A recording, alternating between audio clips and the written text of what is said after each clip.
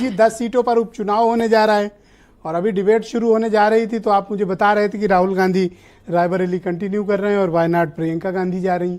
इससे क्या फर्क पड़ने जा रहा है और इन 10 सीटों पर योगी और अखिलेश का फिर से एक बार मुकाबला होने जा रहा है, आप इसको किस तरह से पॉलिटिकली एनालाइज करते हैं वीरेंद्र जी? देखिए, ये 10 सीटों में 5 भाजपा समर्थित हैं और 5 समाजवादी पार्टी की हैं। 50-50 आप इसको कह सकते हैं।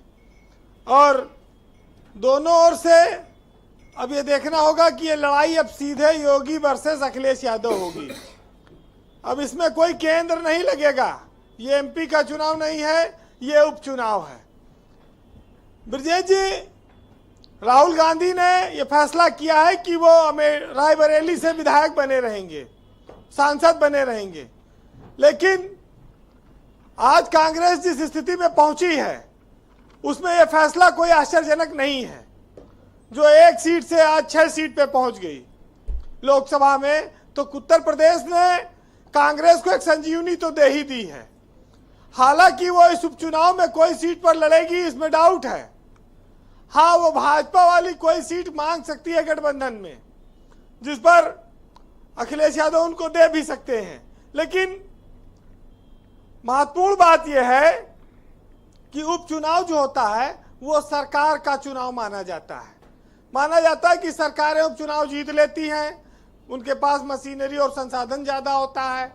लेकिन इसके बावजूद घोसी में भाजपा हार चुकी है एक उपचुनाव। और अभी जो उपचुनाव 4 सीटों पर हुए थे उसमें दुद्धी में और गैसड़ी में समाजवादी पार्टी जीती है और 2 सीटों पर भाजपा जीती है। लोकसभा के साथ 4 उपचुनाव भी हुए थे विधानसभा के, उसमें मामला बराबरी का था। अब जब सरकार का उपचुनाव है और अगर यहां पर भाजपा कहीं नुकसान में जाती है तब फिर यह सीधे समझ लीजिए कि यह उत्तर प्रदेश में विधानसभा चुनाव के लिए खतरे की घंटी होगी।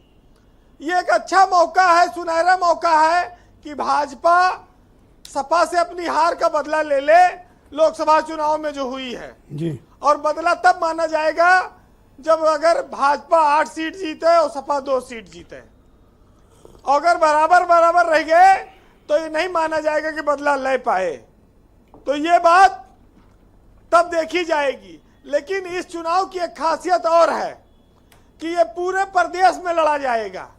एक पश्चिमी उत्तर प्रदेश में, मुरादाबाद में, जाटलैंड में जी, और फिर सेंट्रल यूपी में, फिर कानपुर में भी आएगा, फिर अंबेडकर नगर चलेगा, फिर फूलपुर जाएगा, फिर मिर्जापुर तक जाएगा।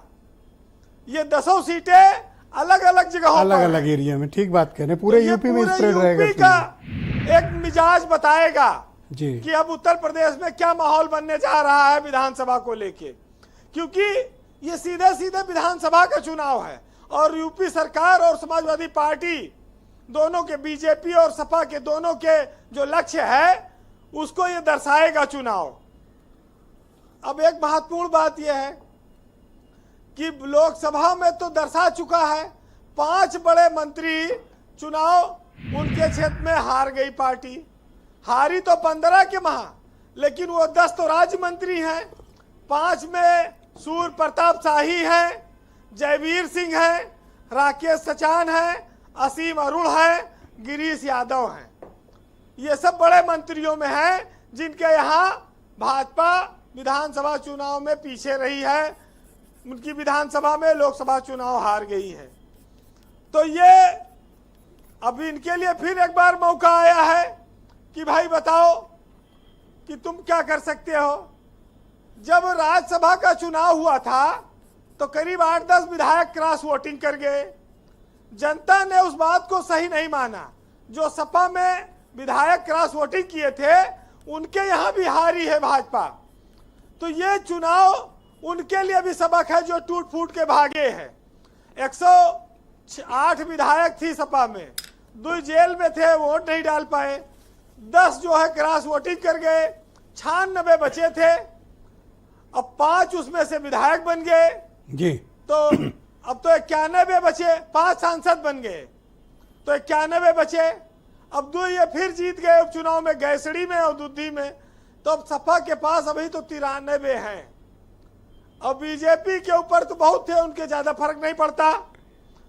तो ये चुनाव देखिए एकदम साफ है कि ये चुनाव उत्तर प्रदेश में विधानसभा चुनाव के लिए एक जमीन तैयार करेगा, एक रोड मैप बताएगा और बताएगा कि किस दल की कितनी हैसियत है, कितनी स्थिति है।